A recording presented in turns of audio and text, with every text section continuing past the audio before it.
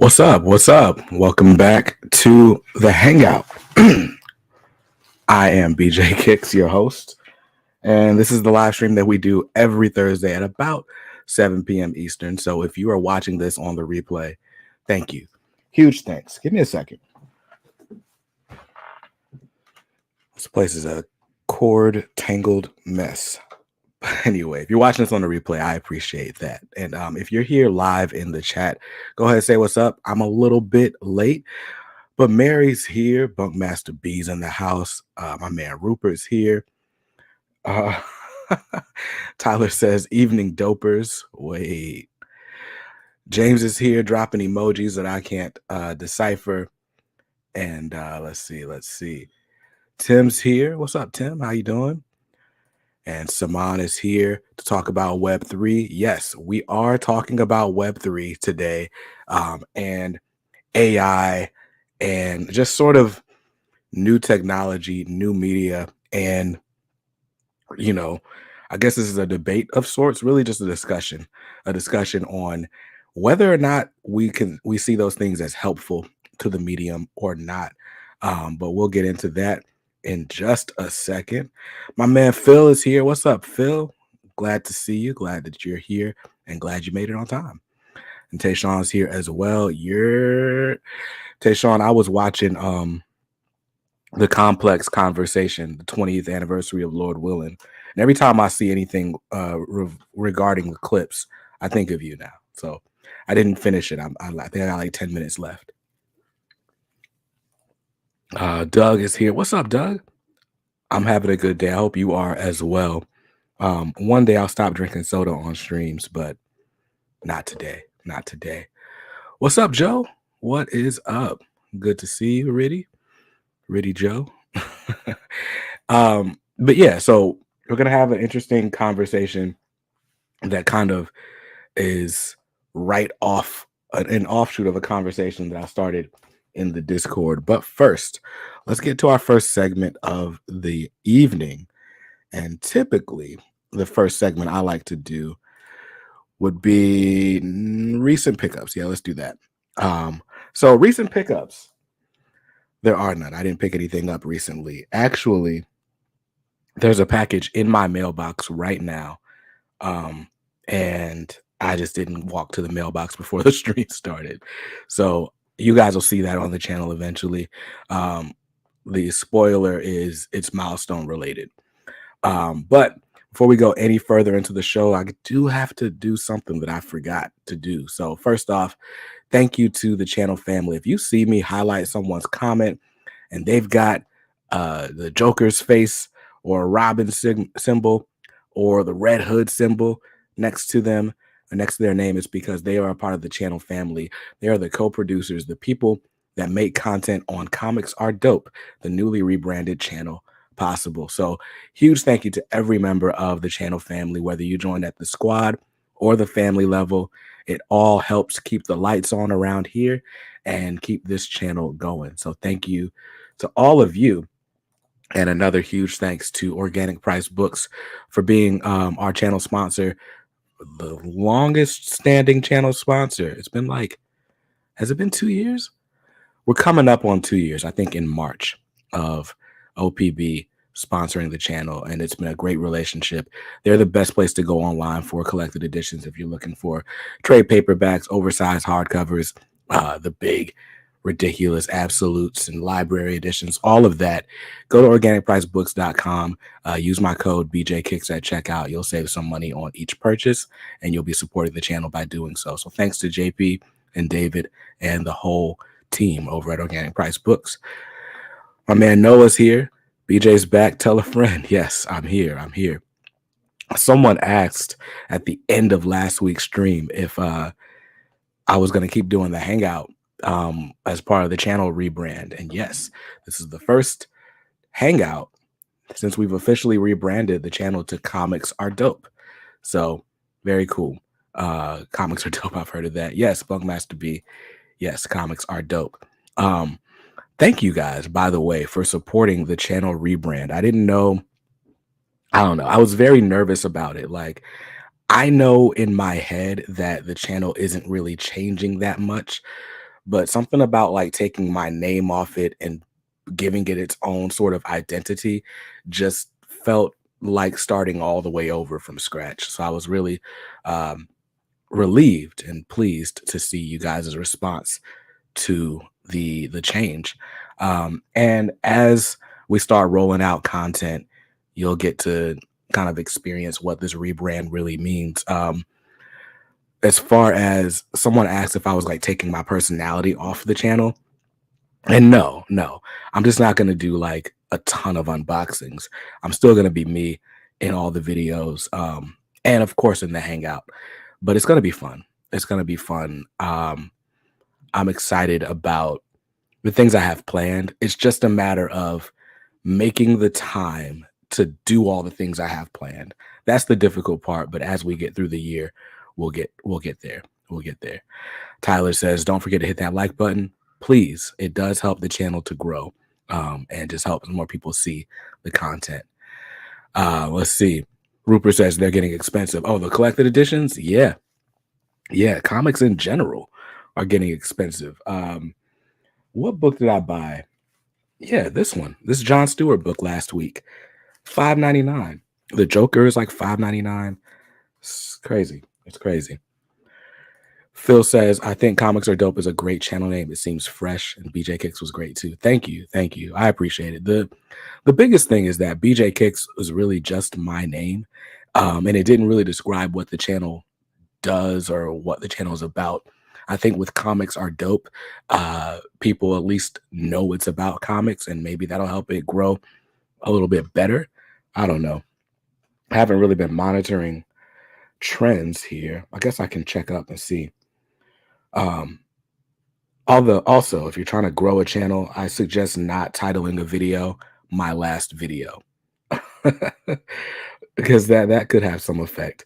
But after that first day, I did notice like we kept teetering, and it would be like we gained a subscriber or like we lost 2 subscribers that day.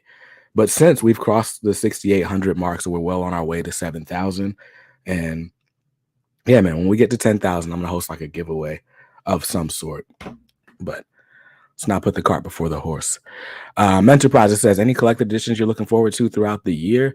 I have been cutting back on collected editions, but um, I do keep a pull list on prhcomics.com, and I kind of there are some titles that are like must-haves for me, but most things I just read digitally. I try as much as I can to like buy all the X-Men that I can and all the Batman that I can. But in fact, let me go ahead and share my screen and you guys can actually look along with me at the wish list. I'm actually doing a video or posting a video tomorrow about my most anticipated comics of 2023. And I guess if you guys want, I can also do the same for collected editions. But the video tomorrow is actually just um, new books, new series that are starting. So let's sort these by on sale date. You can see I keep this wish list so that I know what I bought and what I haven't. I still need Usagi Yojimbo Volume 6. Probably not getting this artist edition. These are like all the books that have come and gone, right? So I put everything that I'm interested in on this little wish list at PRH. And then, when the time comes, if I have the money, then I'll buy something. And if I don't, then I'll just kind of have to skip it. So this Animal Man omnibus, I could buy this. I think it's like 65 at OPB right now. But I've got the deluxe edition book 1, and it's a 2-volume deluxe set. And I think I could get deluxe edition book 2 for somewhere around 40. So then the question is, do I want to be bothered with trying to sell volume 1 and then buy this? Or does it make sense to just go ahead and just buy the volume 2 and leave the omnibus alone since it's the same material? But anyway, stuff that's actually coming out this year and hasn't passed me by. Here we are this first week. So January 10th. Yeah, I'm definitely not going to grab the Secret Wars omnibus. House of M is something that I would like to grab. But these two, actually, there's another one coming out the same day, January 17th. Yes. Wolverine Volume 3, Ultimate Spider-Man Volume 2, and Batman and Robin by Tomasi and Gleason. All three of those are on like the must-have list, and we have to figure out how we're gonna swing it. I've been saving up, you know, and hopefully some things fall into place. But those are the three that I just need to have immediately. Um, of course, the Milestone Compendium Volume 2. I'm gonna need to snatch that up. I've got all the material. I own it all in single issues. Now the Milestone stuff is available at DC Universe Infinite. So you can read all this stuff, but the Worlds Collide crossover, um, they do have it in a sort of collection on DC Universe, but this is the first time this is collected in one place to be able to read. So I'm definitely going to grab that. Hopefully, it's collected in reading order. We'll see how that mapping goes when it comes in. Avengers by Hickman, I'm definitely excited about. Same with DC by Dwayne McDuffie. And a lot of these others are books that I've just not read. Captain America by Nick Spencer, Spider-Verse, Immortal Iron Fist. I'm really excited about street level characters. Iron Fist seems like just the right balance of like street level and mystical type stuff. Spidey versus Venom. I had been collecting all the Star Wars Omnis. I might have to stop that in 2023 just because they keep coming out and I can't keep up. Savage Avengers is definitely on the list of books that I really want. Really want. And Deflex one says, I thought you retired. No, I didn't retire. My bad, man. I didn't retire. I was just renaming the channel. So I thought it'd be clever to go, oh, this is my last video as BJ Kicks, even though I'm still BJ Kicks and I still host the channel. I don't know. This Mark Spector Moon Knight, I really just want it because there's a lot of Dennis Cowan artwork in it. I think we've covered like the stuff that I'm most excited for. A lot of the rest of this is stuff that, like I said, I've just not read. Of course, Uncanny X-Men Volume 5, I'm excited about. And the Immortal Hulk Omnibus is pretty exciting. But yeah. Oh, yeah. Batman Teenage Mutant Ninja Turtles. I'll get excited about when the date gets closer. But this is everything that's on my wish list so far. I think there's a bunch of stuff for October that's yet to be announced. And I'm sure I've left something off this wish list. But yeah, the stuff that I'm most excited for is probably that stuff that's coming out on January 17th. The Wolverine Volume 3, Batman and Robin by Tomasi and Gleason. That's a book I've wanted for a long time.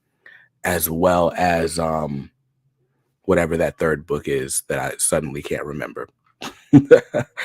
Ultimate Spider-Man Volume 2. Yeah, that's a no-brainer.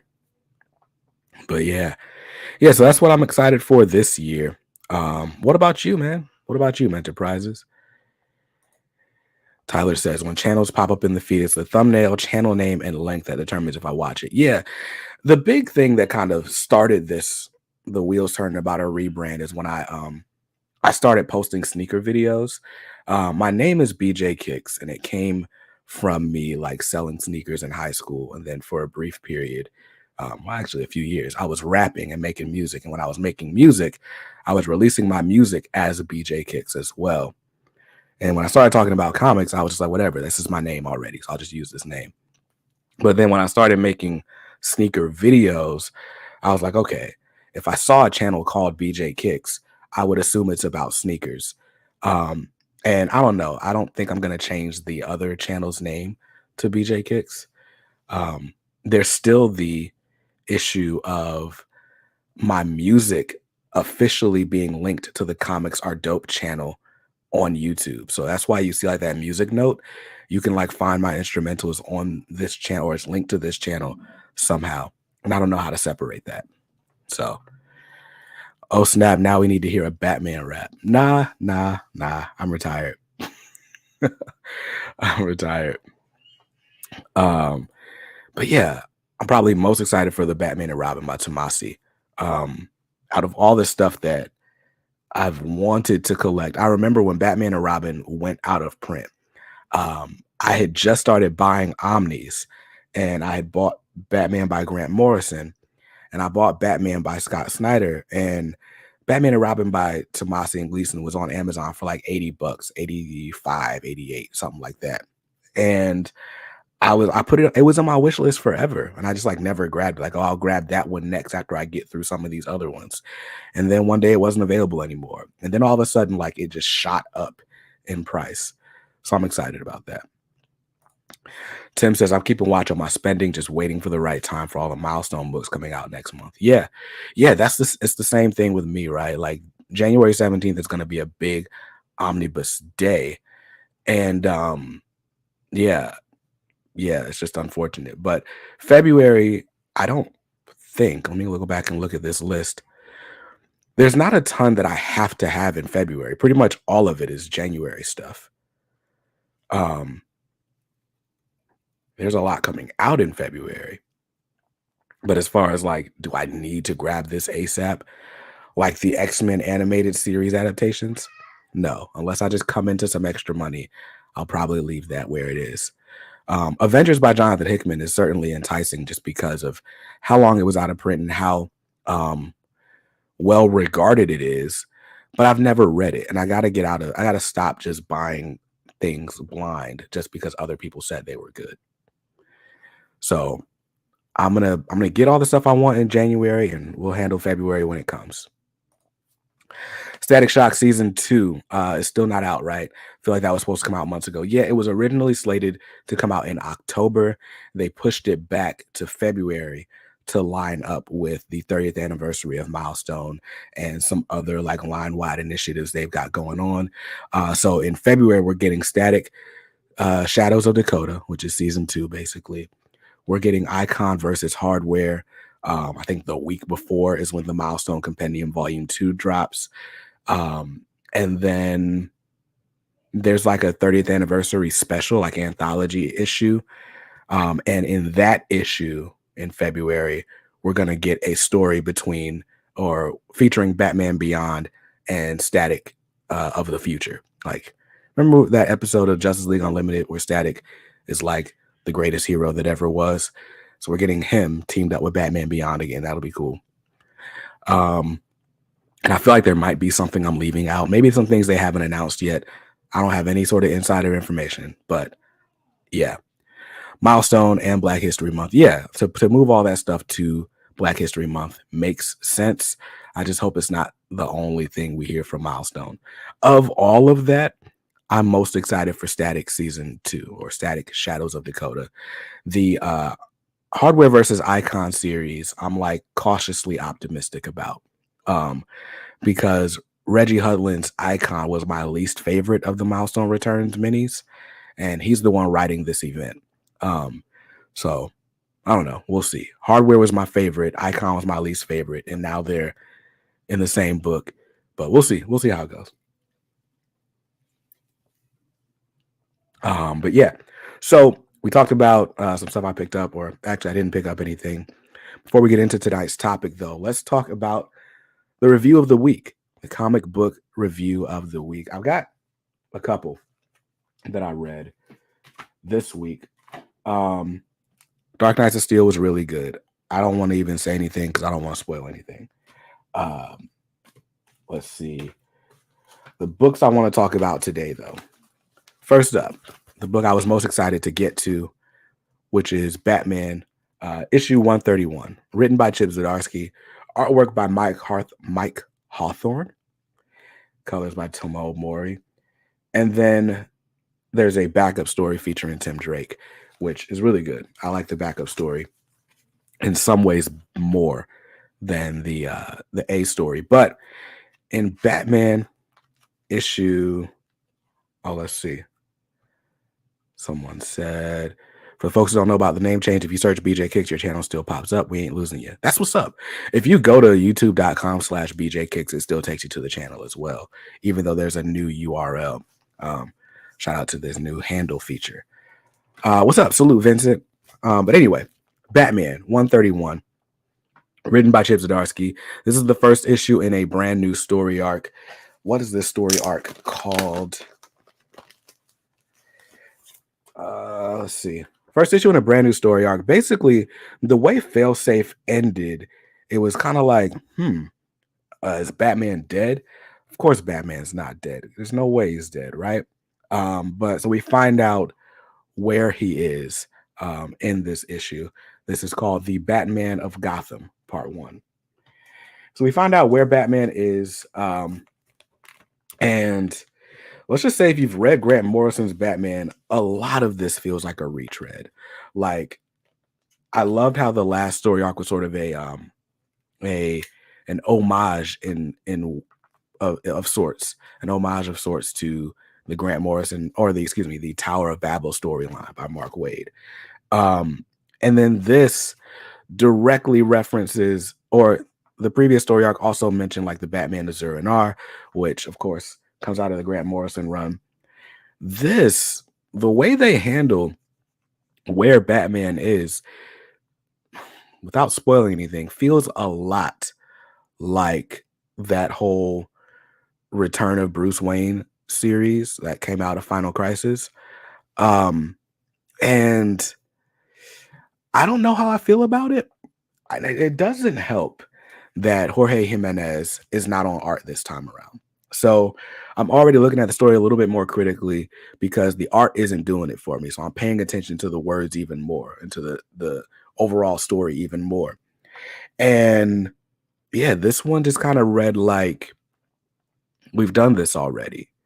Um, and while I'm happy that it's not just like someone's taking over Gotham, and there are elements in this that I like without, I can't get too much into detail because the comic just came out 2 days ago, but we get like a sort of follow along character that's like, okay, where this character come from? What are their motives? Like, that's weird. Um, we see a lot of like sort of alternate reality versions of, um, you know, people that we know or are familiar with from Batman proper. But I don't know, man. I don't know. I don't know how I feel about this issue. It doesn't feel bad to me. It just doesn't. How do I put this? The failsafe arc. Failsafe did take over Gotham. My point is like we didn't get like a whole like that's not what the run is about, you know? It was just a cool story that happened and it's over. But when the failsafe story arc started, this seemed like it was going to be sort of a reckoning, like Bruce Wayne having to come to terms with like the way he's done things in the past and how it's going to impact him in the future. And I just thought whenever we did get failsafe resolved, we'd continue to get Batman being a little bit more introspective, thinking about his methods, thinking about the people around him, and how to best serve them while serving Gotham. I don't know, something about maybe it's too much expectation coming off of like the fail set or the Fear State saga and stuff. Like I just kind of expected less. Um, this run just feels like comic booky. That's the best way to put it. This just feels like let's just throw a bunch of comic stuff at this and like, ooh, what if this happened and what if that happened and what if you know? But it's also not like taking those ideas out from anywhere, you know. It's just not. Yeah, that's a good way to put it. It's underwhelming. I am underwhelmed. This this issue doesn't make me want to like stop reading Batman. It definitely makes me want to check out Detective Comics though. Like what's going on over there?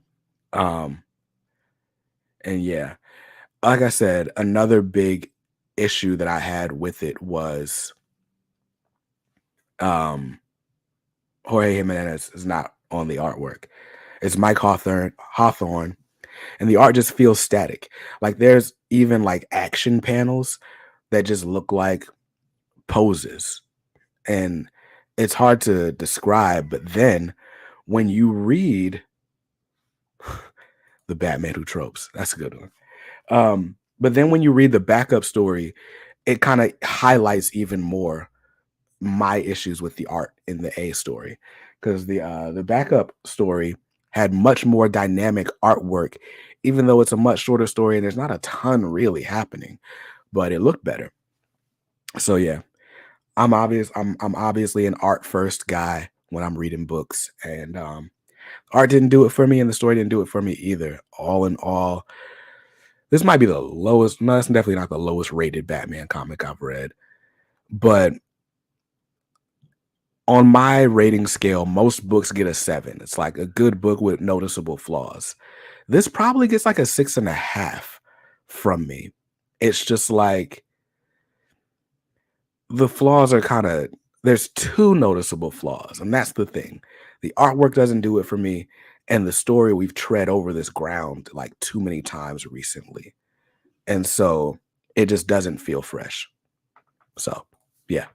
That's my thought on Batman issue 131. Bruce has been presumed dead so many times, even Nightwing knows he's fine. That's the other thing. We just got this during Dark Crisis, and I don't know how they're making that go because the failsafe story arc supposedly happened before Dark Crisis or after. I don't even remember. But Bruce was just gone from the DC universe and presumed dead. And that was the whole point of the Dark Crisis, like, or how it started was Nightwing's like, yeah, no, they're not dead. They're gonna come back. They're the Justice League. I knew you couldn't be dead. And then he's believed dead, presumed dead in like the next issue after Dark Crisis. I don't know, man. It's just DC's got to do better. So anyway, on a better note, I also read X-Men Red issue 10 this week.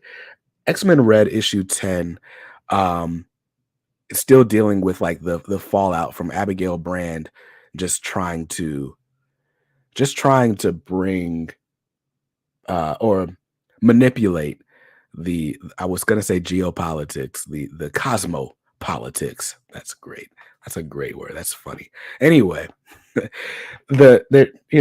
Abigail Brand's trying to like, make her power plays by manipulating like the Shi'ar and the X-Men and all this different stuff. And in doing so, she is she's convinced Charles to bring back Exodus. And when he comes back, he's in like, not Exodus, Vulcan. Convinces Charles to bring back Vulcan. He's like in his whole Emperor Vulcan personality. He's trying to take over the world. He's trying to like just kill, kill, kill, murder, death, right? That's a great way to get demonetized, by the way. But anyway, so in the last issue, Storm shows up like, hey, yo, nah, we're not having that. So in this fight, you get in this issue, you get the fight between Storm and Vulcan. And it's not as much of a fight, like without spoiling anything. It's not what I was expecting. I was expecting a little bit more like boom, boom, pow. And this wasn't that, but still move the story along great. We've also got Cable on his recon mission with Manifold and a bunch of other people. I can't lie. The sort of sword carryovers, I'm still kind of putting the pieces together as I go. But I just love the Storm Defender of Araco aspect of this run. And this was a solid issue. I would probably give this a 7.5. It's pretty good. I wish there was more fight in the fight. That's really the only two from this week that I've read so far. But I wanted to double back and review John Stewart, The Emerald Knight. This came out last week, and I just didn't get it. I didn't finish reading it because I got upset by the DC paper stock. But yeah, that's a fact, Vincent.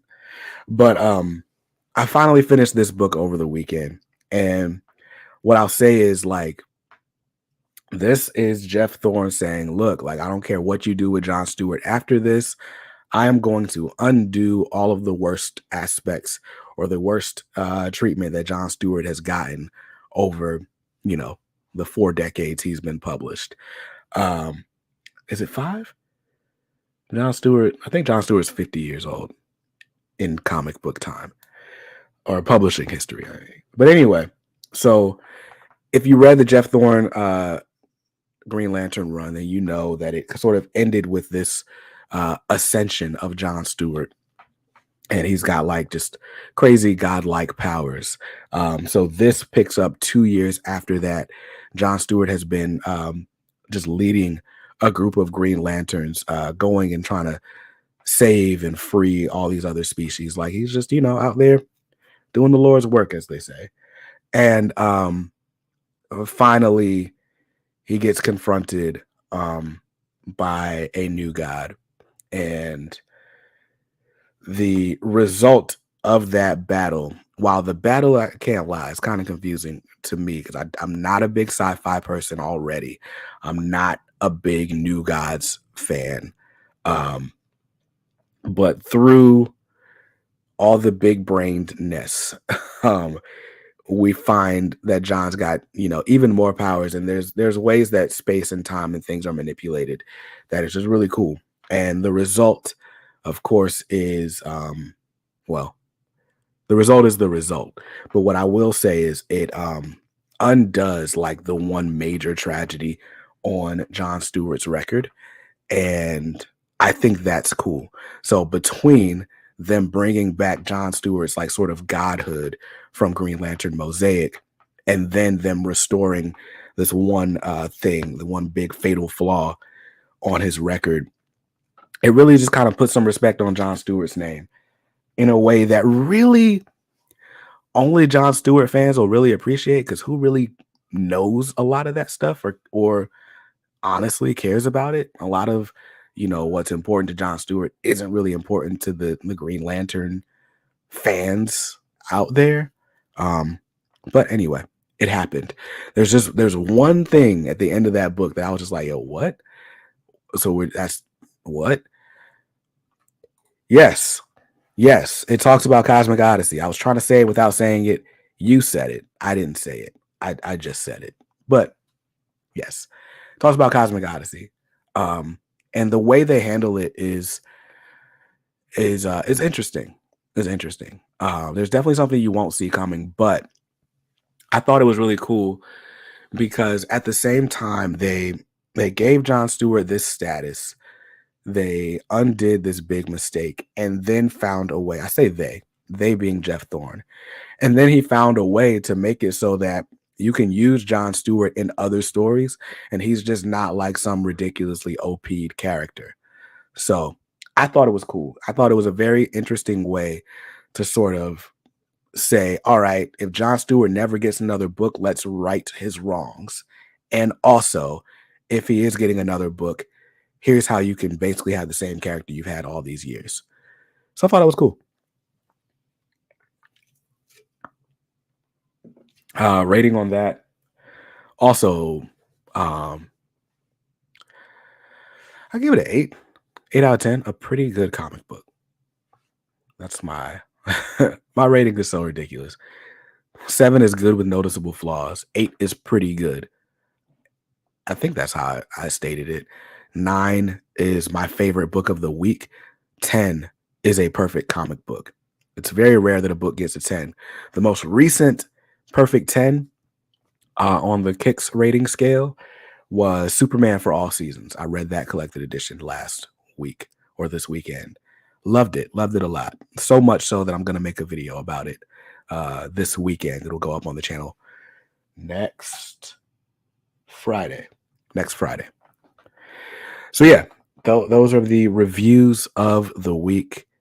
2 from this week, 1 from last week. All in all, I mean, those were the books that I was most excited about. I don't expect anything to top X-Men Red as my favorite this week. Oh, Dark Knights of Steel technically counts. I bought it last week. I read it last week. That technically counts as the best book of the week. So good. This series is so good. It's almost cheating to put Dark Knights of Steel on the list though, because Dark Knights of Steel is always like great, and Tom Taylor on Elseworlds is just not fair to every other book out there. But it could be. Other writers have the same ability to make compelling stories. K-Dog says, nice shirt, Kicks. Thank you, man. Thank you. I bought this from Target, and it shrank in the dryer immediately. It's great for streams because you're only going to get me from the chest up anyway, but I don't really wear it out. Only new book I got was Nita Hawes. I already know it's going to be good though. Word. Rodney Barnes is just killing it. Yo, I follow Rodney Barnes on, I think it's Instagram. How tall is Rodney Barnes? Every picture I ever see him in, he is skying over everyone in that photo. And he's huge. Like, he's just a big dude. Anyway, Mangole says hello, hello, hello. So, with all of that said, it is time to get into this week's topic. And of course, I forgot to upload the card. So we'll do a really fancy drum roll. And here we go. This week, we're talking about Web3 and comics. And the reason we're having this conversation is really just because I exist in two worlds online. Of course, I read and review comics. And so I'm very deep in the comics community online. But then also, um, I'm still into music. I'm in the music business. I advise artists on how to make money with their music. And when it comes to Web3, um, and when I say Web3, I mean like stuff like crypto, the blockchain, um, NFTs, the metaverse, all of that. And then also artificial intelligence, which I don't believe is considered a part of Web3. It's just some new technology that's out there. Um, but yeah, so running around in music circles, you see, or what I've noticed is that people are really excited about Web3, crypto, etc. Even like some of the sponsorships that I've gotten on my other channel have been like these Web3 focused tech companies that are helping people mint NFTs and, display them and engage with their fans in that way and so on. I was on Twitter today and I was like following this thread of this guy talking about his music marketing advice. And I noticed he had a little verified check mark. So I clicked on it to see, okay, is he like really verified or he paid to be verified? And he had paid to be verified. And that's not uncommon among independent musicians. There are a lot of them who have paid to be verified. But what I've noticed is that when people see that verified check, whether you bought it or not, they pay attention a little bit more. So I was like, okay, maybe it's worth it for me to go subscribe to Twitter Blue and so on. And then I was like, well, wait, if I do that, comics fans, like people in the comics community, are not going to be happy about that. So maybe I should think twice, right? And I did think twice, thought a few times. But that's what led me down this rabbit hole of thought. Like, why is it that the comics community seems so anti new technology, even as other communities of artists, namely musicians, are really excited about the new technology, embrace it, and find ways to monetize it rather quickly? Um, I don't know all of the environmental aspects, and that's why we're having this conversation out in the open. I know that a lot of the objection to NFTs specifically had been like there's some sort of adverse environmental impact involved with both minting the crypto and also like verifying transactions on the blockchain and so on. And so because of whatever that environmental impact is, a lot of artists just have like a hardline stance against it. Um, but in music has gone through a digitization a lot earlier than any other medium, I think. Music got hit by Napster in the early 2000s, and then all of a sudden music was free. So when crypto comes along or when NFTs come along and there's a way to make a digital file a collectible to somehow make it scarce, musicians jumped all over that. And I've seen some really creative NFTs in the music space. And I found that there are a lot of, like I said, independent musicians who have found ways to create a dope experience for their fans and, get paid for that. Whereas in comics, it's just sort of been a cluster. Like, and for one, I feel like the NFT offerings that I've seen in comics just don't make much sense. Like, here is an NFT version of Amazing Fantasy 15. So now you can say you own the first appearance of Spider-Man on your computer, and there's only 5 of them, and I don't know. It's like a weird manufactured scarcity that doesn't make sense, especially considering that there are like real comic books out there. I think that's the difference between the music NFTs and um, you know, comics NFTs. With comics, like somebody actually owns that book somewhere. Well, with the music, no one really owns music. It's something you stream on Spotify. So if you own that other thing, it really is a one of one type thing. But anyway, so that's what got me started down this train of thought. And I just wanted to honestly get you guys' opinions on AI, crypto, NFTs, and comics. One thing that I've seen a lot are these the DC did like a bat cowl thing. They did like an NFT, and like everybody that bought into their NFT got a different Batman cowl to display. They could use as their profile picture on other places and stuff like that. And that specific group of people just seems to be very, very like into that NFT. Like they talk about it a lot, almost as much as like vegans talk about being vegan, um, and and so on. And that is like a very weird isn't the word, but it's a very peculiar thing to me. Like just looking at it. Buckmaster B says Rodney Barnes is shorter than him, so he's probably like 6'3". That just means Bunkmaster B is also freakishly tall.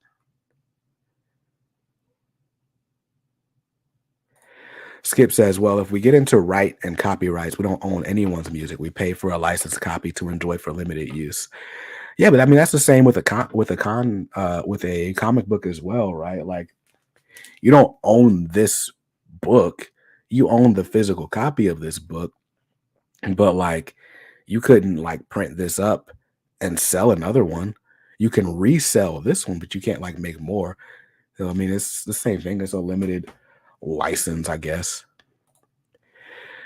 If you buy a physical copy, you own the material it was manufactured onto and the ability to transfer ownership of that specific medium to another. Right, right. I don't know. I guess what I would like to understand is why there is such a hardline stance against, uh, or seemingly such a hardline stance against technology in comics. And it's not like all technology, right? Like there are plenty of artists who were traditional artists who now are digital artists, right? Like um Jason Fabric, for example, trained traditionally, but now does pretty much all of his stuff digitally. And you can't tell.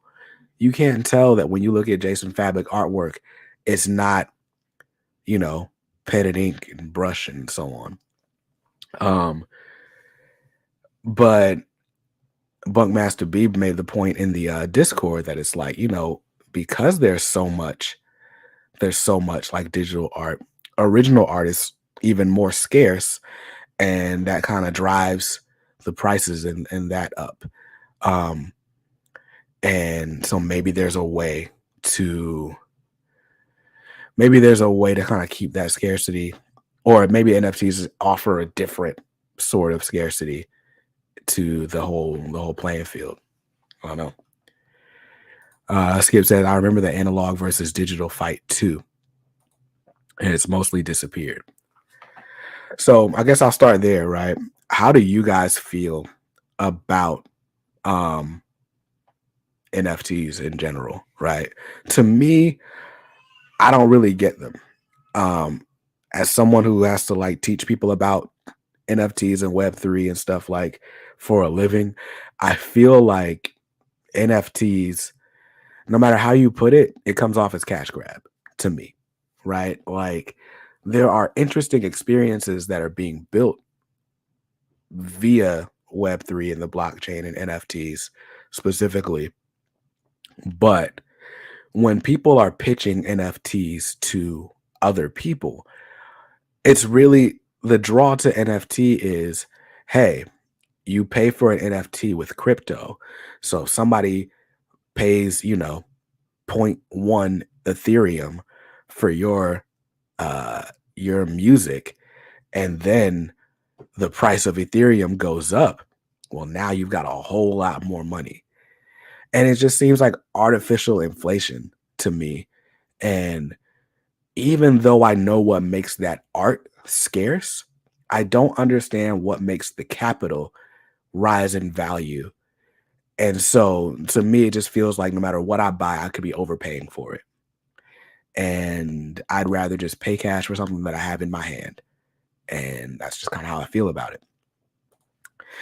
Vincent says, we're in an age where we produce so little tangibles that we have to sell intangibles. It's all bizarre to me. Right, right.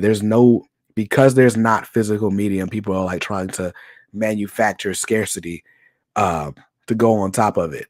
Right? Like a non-fungible token, that's crazy. That just means like, okay, this is fungible.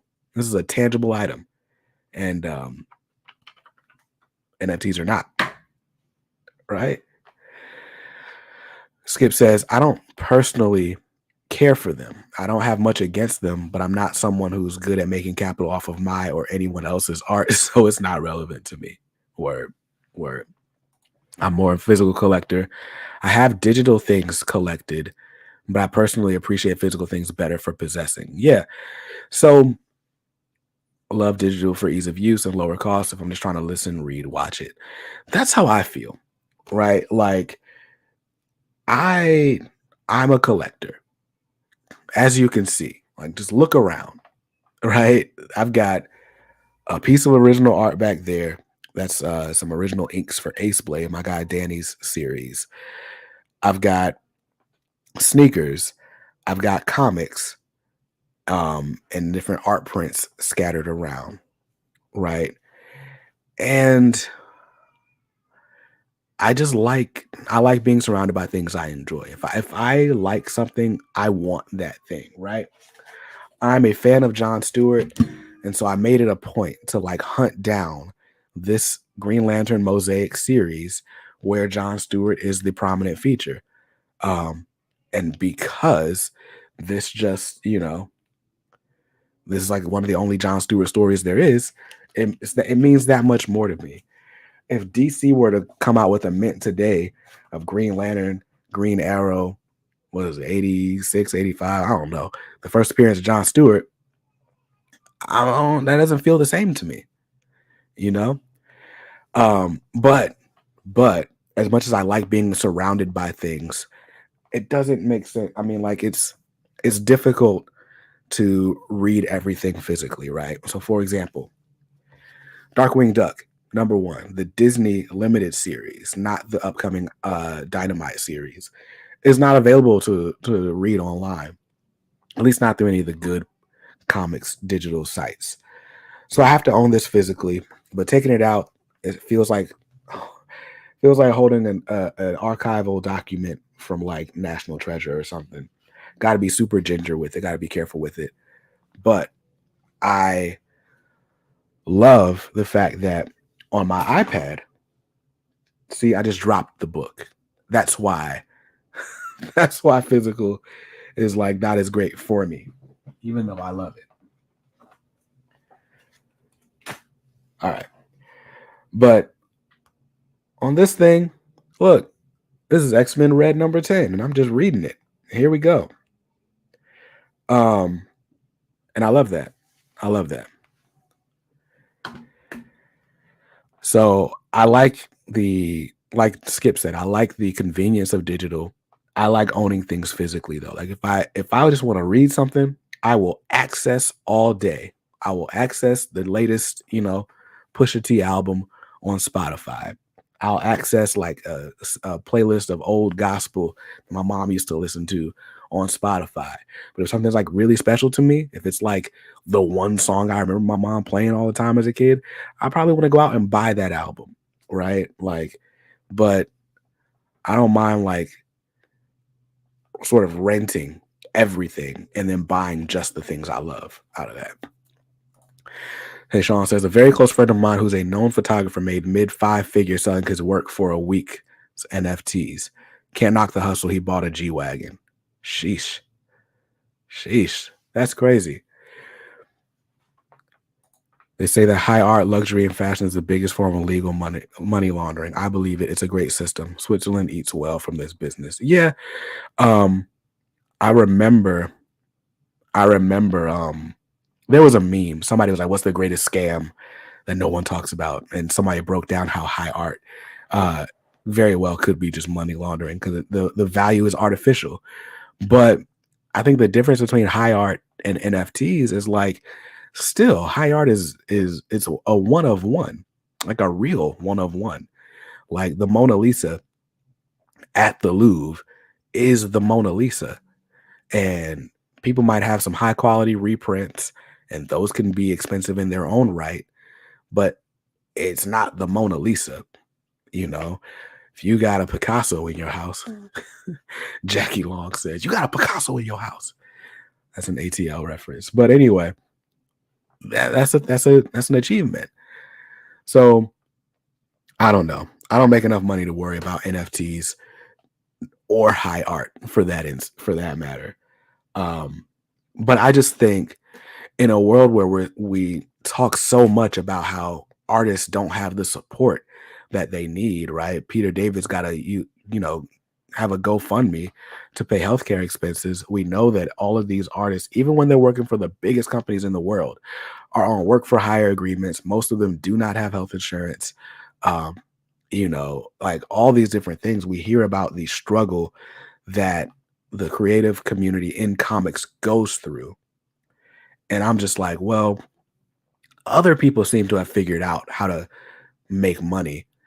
Why can't we? I say we. I'm not a comic artist, but I am certainly a member of the comics community, right? Like, if I befriend an artist, I want to help them make as much money as possible. If it makes sense to mint a limited NFT of, and maybe that's the other thing. I think NFTs are cheap when it's like, here's my copy of Darkwing Duck #1, right? I'm gonna make a digital PDF of this and sell it as an NFT. Now only one person can own this PDF. That's dumb because you can access this in plenty of other ways. Like, there's nothing special about that. But what if you wrote an 8-page story that didn't make it into this and never got published, and you minted it as an NFT so that, the person that buys it, they can read the 8 pages. Cool. They can't exactly like just straight up save the PDF. They could screenshot it. They couldn't like save it and sell it to other people. They can't distribute it in any way. Um, you know, it's like when they did that Wu-Tang album, the one that the weird billionaire insulin price hike dude bought. It was one of one. Like, there once that one was gone, it was gone. Again, it's physical versus not, but it's the same concept. Tayshawn says movies, TV streaming. Oh, well, my point is, if an NFT is something that no one else can get, I'm more curious about it. If it's just a copy of something that everybody already has, I'm not. Movie and TV streaming is a perfect example of why physical media is still important and will have a market. I'm one of the few who still buys Blu-rays. Yeah, I don't buy Blu-rays just because I collect too many things as it is. If I started buying Blu-rays, I'm already drowning in things. Like, I don't have room. Like, the camera view is real clean. It looks like this room is really nice and organized, right? You don't want me to start turning the camera over here. Yeah, so that's my thoughts on that. And I think we have exhausted the NFT conversation, but right along with NFTs, the same guy that I was telling you guys about, who I was reading his music marketing thread, I clicked on his profile picture and it was clearly an AI generated profile picture. Martin Shkreli. Yeah, I think he's out of jail. I don't know. Shkreli.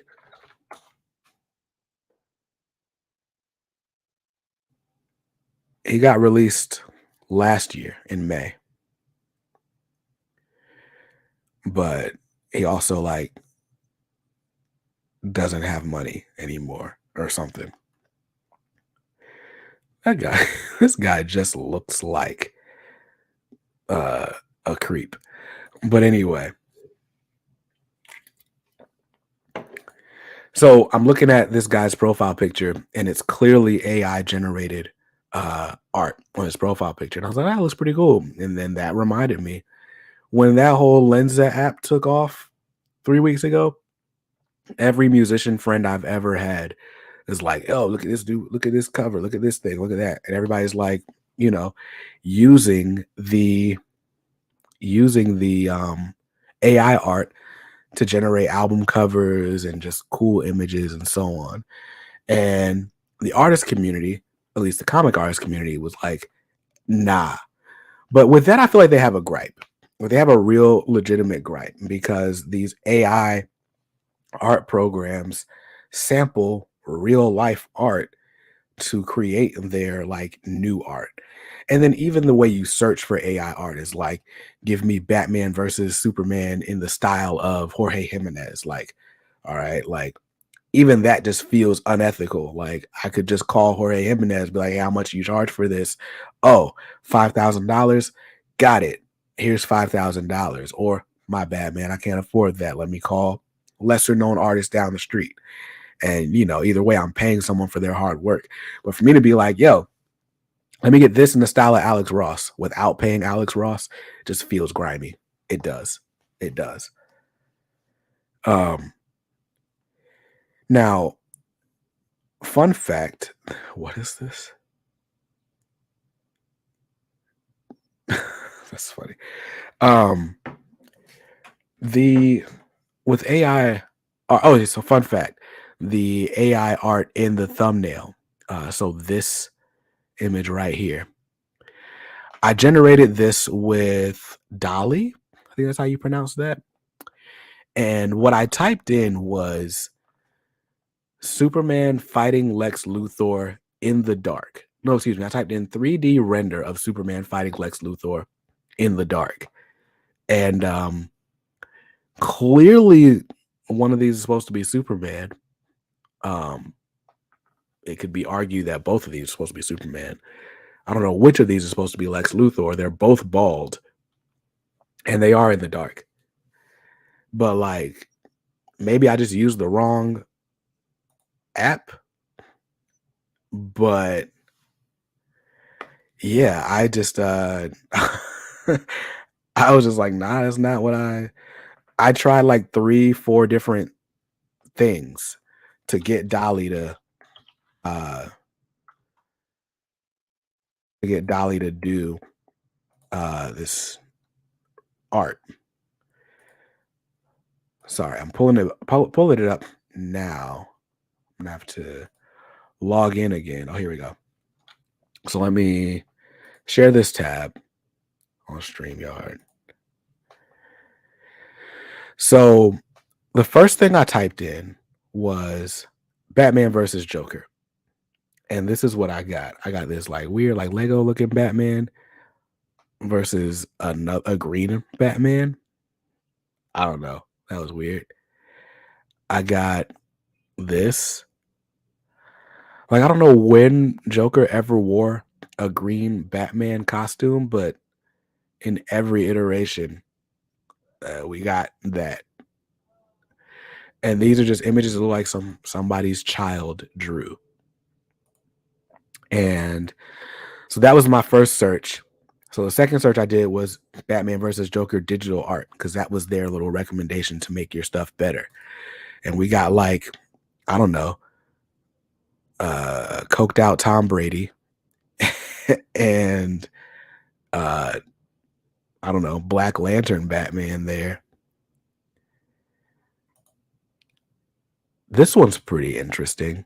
I still don't get why they keep putting a cowl on dude. But that was the second search. The third search, I was like, all right, Batman fighting Joker in Crime Alley. And this one's like, what? And this one's weird. Obviously, I've seen people like, contributing to this conversation with like really detailed renderings of all this different stuff. And, there is AI art that looks good. I just didn't do enough digging to find it. But again, Superman fighting Lex Luthor in the dark got me this, which looks like a still from Robot Chicken or Action League Now. This is Creed 4. I don't know. This one's interesting. At least Lex Luthor is wearing his classic colors, but I don't know. I don't know what's happening. And then the last one I did 3D render of Superman fighting Lex Luthor in the dark. I don't. There's good AI art. I don't know where to find it. That's Willem Dafoe. Action League Now is legit. Yeah, the Flesh. He's super strong and super naked. I love that. Kablam. Anyway, comics are dope. Kablam was supposed to be a living comic book on a TV show. Prometheus and Bob. Anyway, so I've been seeing all these conversations about AI art and how it's like it's the devil. And I'm like, I get it. Because Midjourney. Okay, I didn't know Midjourney existed. So let's look up Midjourney. Midjourney AI. Join the beta. Sign in. Why I gotta do so much stuff? Let's just go to Community Showcase. Oh, okay. Yeah, these are very interesting. So I'm just looking at the Community Showcase on Midjourney. There's some very cool looking things. There's the Mandalorian. And you can see what people typed in to get their results. Is this Swamp Thing? Oh, the Grass Man.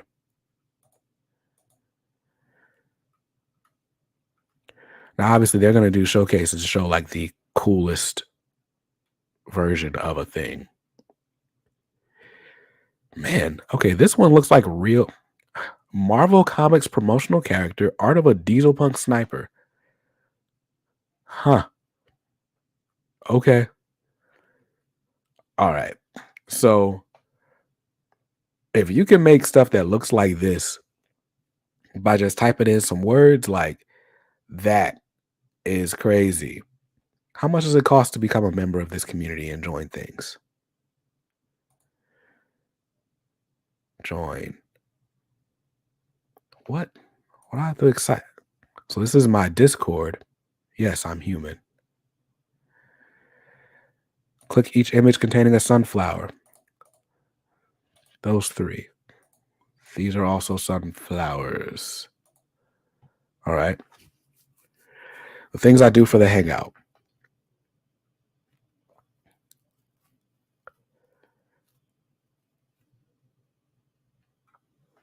Status. Newbies. I'm in the Midjourney Discord now, and I don't get it. I don't know why it took me to a Discord.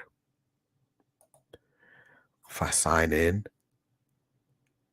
this also wants me to use my Discord. How does this even work? I'm so confused now. Anyway, so this is why AI art is not for me. This is not my thing. Midjourney is scary because you can actually ask it to render things specifically by artist name. Yeah, I saw that.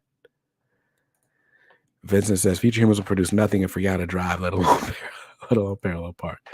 My concern with AI art is when I grew up, I had everyone's phone number memorized. No more. Cell phones ruin my brain. Anything that circumvents human thought and creativity is dangerous. Spider-Man in the style of Warhol, stuff like that. Yeah, eventually, I will figure out how to use Midjourney, midjourney.com/app. Go to gallery. I don't, something about this is not working for me. Maybe they're just not accepting new people, or clearly I'm doing something wrong.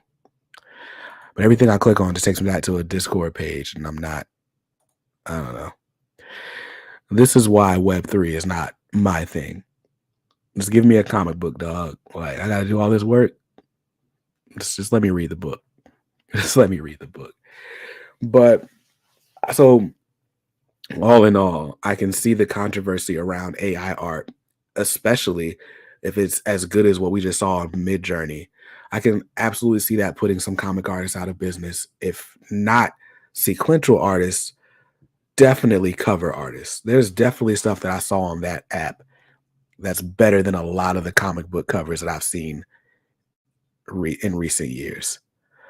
Like, so if some editor can just type in, give me this and get that, like, yeah, man, it's gonna be a hard world for some people. But then, okay, okay, that's crazy. So let me share this tab. Let me show you this. This one is Bob Ross as a Muppet, Pixar fur V-Ray renderer. That definitely looks like Bob Ross. So my question is, like, when you generate AI art, who owns it? Like, do you automatically have a license that allows you to print this for commercial use? Can I sell this as a print because I typed in Geiger angry cat with dripping gloss particle explosion? Like, do I own this image now? Or does it belong to the software creator?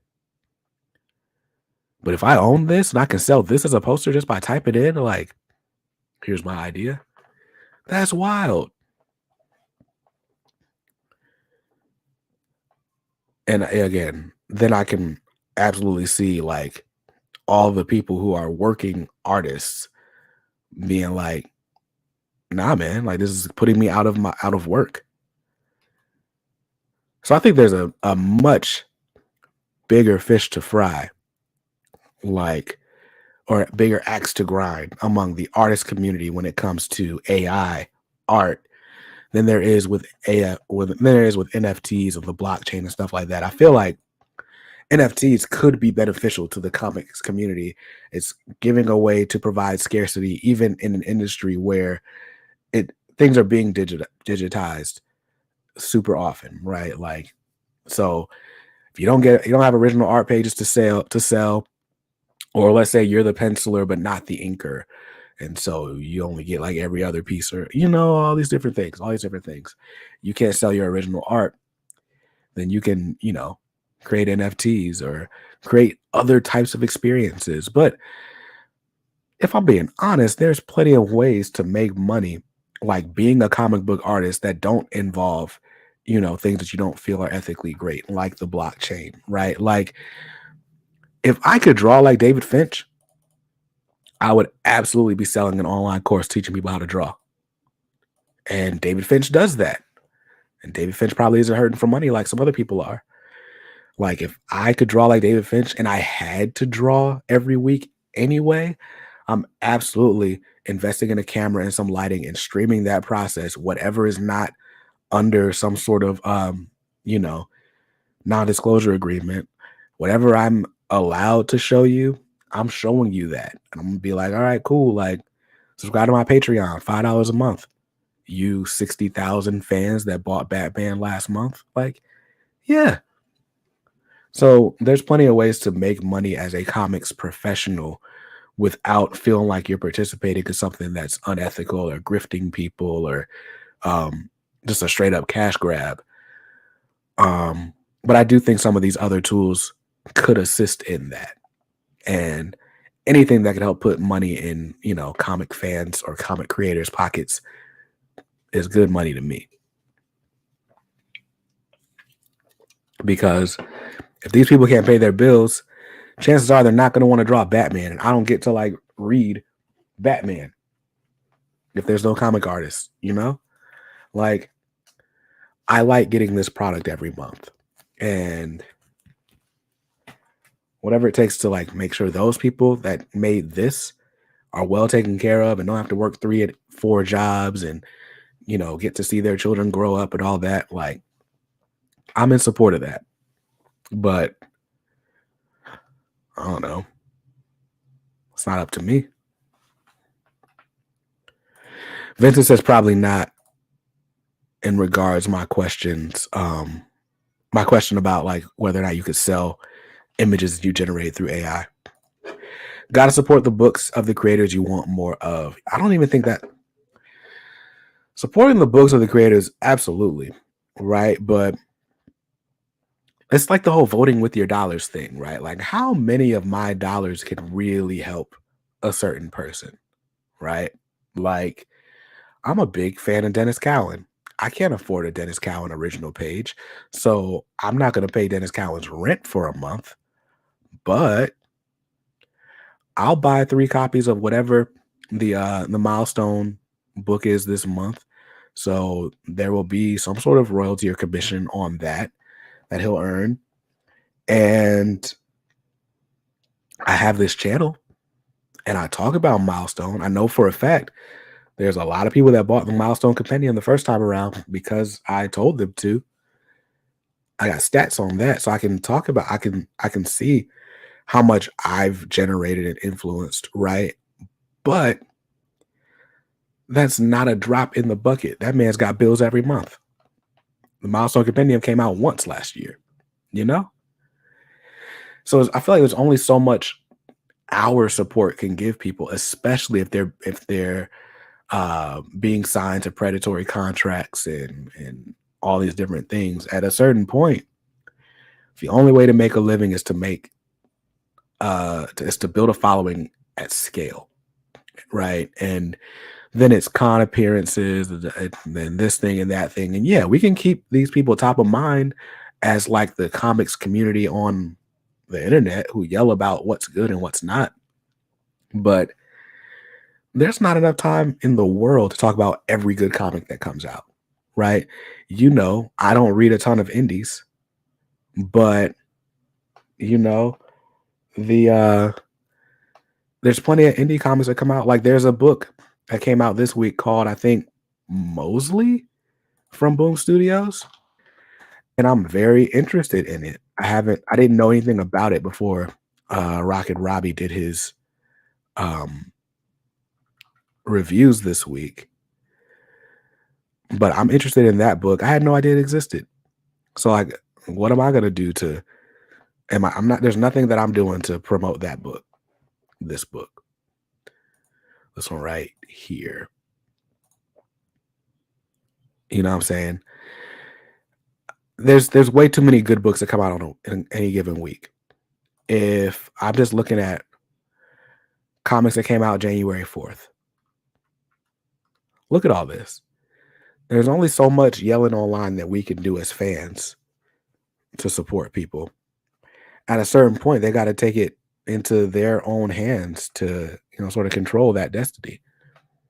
They got to find ways to take advantage of, who we are as fans and use that to their advantage, not in some sick, like, you know, creepy way, but they provide a service. They do a good job of providing that service, which is great art, great stories. And we're hungry for that. So if Alex Ross is like, you know what? I painted this Fantastic Four. I'm going to record a video and talk about my process. And my YouTube channel is going to have 100,000 subscribers. I'm gonna make a little bit of extra money just from talking about the thing that I was doing anyway. Then good for Alex Ross. You know what I'm saying? But that's on Alex Ross to do that. That's not on me to like make him make more money. So I don't know. I don't know. I never when we have these discussion streams, I never come away with a clearer answer. I just yell at the camera a little bit and take in Comments. Sounds like Hicks is going to apply for management at Milestone to help them make a Billy. I wish I could. That'd be dope. But that's not up to me.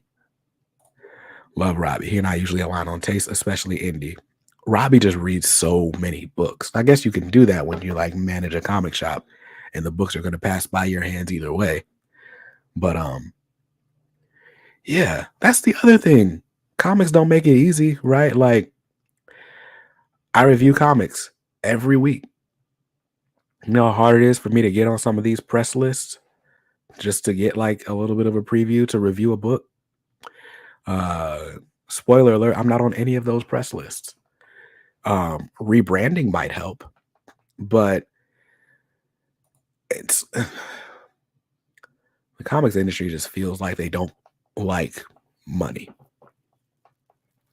is really how it feels sometimes, which sucks because everybody that we know and love needs money. Comics or Dope website will help. Absolutely. But yeah, I don't know.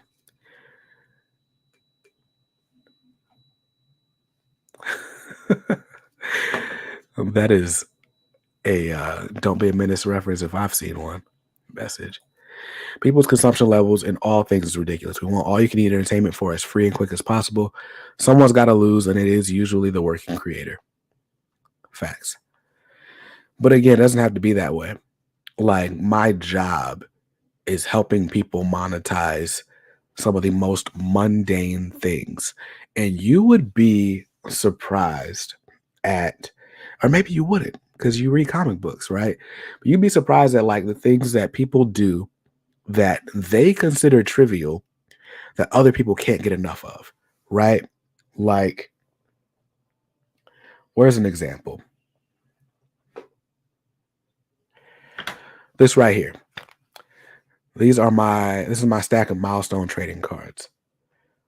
I didn't design these. I didn't draw anything on this. I didn't do any of this, right? There are people with YouTube channels who all they do is open these cards and people can't get enough of it, right? Like that's the most mundane thing I can think of and people can't get enough. If you can draw, like people will pay to watch that. If you can draw like Alex Ross, people will pay an arm and a leg to watch that. Like that is a valuable skill. And I feel like comics pros don't see themselves as valuable as they are. And that sucks because I know how hard they work. But anyway, this is turning into a rant of a different sort. And we are well over time. So that's going to do it for me. That's going to do it for this week's edition of The Hangout. Tim said goodnight. Tim's checking out. I feel you. Honestly, though, comics industry has a lot going against it from the outside and inside. Yeah. People don't they don't get into comics for comics, or like the companies that are buying into comics are buying into comics to be like IP farms for streaming because streaming is taking over the world. And so people get jerked around. We're seeing these bankruptcies. We're seeing these filings. I was just reading through. I was reading through a bankruptcy filing for a local retailer who their whole business model had been retailer exclusive comic books. Well, with retailer exclusive comic books, you have to order a certain amount in order to get your own exclusive variant. And you have to pay the artist yourself. And Marvel, DC, whoever the publisher is, has to approve that piece of work, right? And that gets expensive because a lot of these retailers will do like 3-4 retailer exclusives a week. So that's 16 a month, paying the artist, paying for the books, paying for all this stuff. And you just hope to God that something interesting happens in that book so that people will want to seek out your cover. And that business model is insane. It does not make sense to make your whole life, to mortgage your whole life savings on a cooler copy of this book that's crazy widely available than, everybody else has. And but anyway, looking at the bankruptcy filing, all of the money that's owed, some of it's owed to artists, a lot of it is owed to artists. But way up higher on the debt list is Penguin Random House and the company that signed their lease and their distribution partners and all these different things. And it's just like artists always come last because they have to. But anyway, my point with that was the business model of comics is rarely about the content of the comics. And that sucks. That sucks. Like, we'll put a first appearance in a book. Hopefully it spikes a little bit. But we don't just invest in the people that make good stuff. And, hopefully they make more good stuff. Yeah. So, turns out you got to have money to make a lot more of it. Crazy, right? That's the comics is such a people that are trying to monetize it are trying to monetize it for like the wrong reasons, and because of that they're making like really ill advised decisions, like decisions that a regular business brain would be like, that don't sell right, dog. But they're doing it and getting a lot of people's hopes up and then making it more difficult for the next man. You know how hard it's going to be to get an account with Diamond or Penguin Random House as a new retailer and place a huge order, right, on net 30 payment terms? That's going to be difficult with all these companies folding. So, comics need to focus on 1 and 2 issue arcs to hold readers. Long arcs too much expensive to follow. Even on the inside, I have to say, the best books don't even always get purchased. Yeah. I do cover buys that are exclusive because they're dope. Not everyone gets it. Yeah, I'm fine with the retailer exclusive variants. I've gotten a few. I used to be sponsored by my LCS, and they do retailer exclusives every couple of months or so. You know what I'm saying? It's just not a sustainable thing, right? Like, knowing how retailer exclusives work, there's no way you're making the money back on every exclusive that you do. Some of them are going to sit in a short box and wait for you to mark them down. Ask me how I know, right?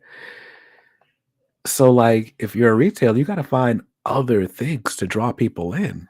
Like, but anyway, that's a whole different conversation. Maybe next month. I can only take one of these serious streams a month. Maybe next month we'll talk about, all the ways we could fix the comics industry if the comics industry cared to be fixed. What we would do to help out, because comics are dope and I want them to stay around. That simple. So now I'm going to sign off. You guys, thank you for sticking around. Again, thank you for supporting the channel through this rebrand. We got more dope content coming soon. Tomorrow, I'm talking about my most anticipated comics of 2023. The list is fairly long. And we got some other things up the sleeve we'll talk about later. Until then, I hope you saw something you liked in this video, and I'll see you in another one soon. Make sure you read something dope today. Peace.